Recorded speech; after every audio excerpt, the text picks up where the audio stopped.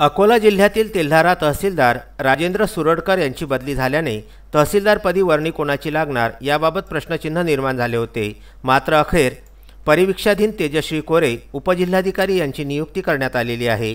2019च्या राज्य सेवा परीक्षांद्वारे उपजिल्हाधिकारी पद मिळालेल्या तेजश्री कोरे यांच्याकडे 6 महिन्यांकरिता तेल्हारा तहसीलदार पदाची धुरा सांभाळण्यासाठी देण्यात आलेली असून 13 ऑक्टोबर रोजी त्यांनी रुजू होऊन आपली जबाबदारी स्वीकारली। त्यामुळे तहसीलदारपदी कोण येणार या प्रश्नाला पूर्णविराम मिळालेला आहे। तेल्हारा तहसीलदार सुरडकर यांची बदली झाल्याने त्यांच्या जागी कोण येणार याबाबत संबंधित असलेल्या वर्तुळामध्ये चर्चा सुरू होती। देव करो आणि कोरे मॅडम न येऊ असे वाक्य गेल्या काही दिवसांपासून वाळू माफियांच्या गोटामध्ये बोलल्या जात होते। तसेच वाळू माफियांमध्ये तहसीलदारपदी रुजू झालेल्या कोरे यांच्या नावाची चर्चा होती। मात्र ती पण भीतीपोटी होती। त्यांची एकंदरीत कारकीर्द बघता आता आपले धंदे कसे चालवावे हा एक प्रश्न वाळू माफियांच्या मनामध्ये असल्याने तालुक्यातील वाळू माफियांच्या चर्चेवरून स्पष्ट झाले होते।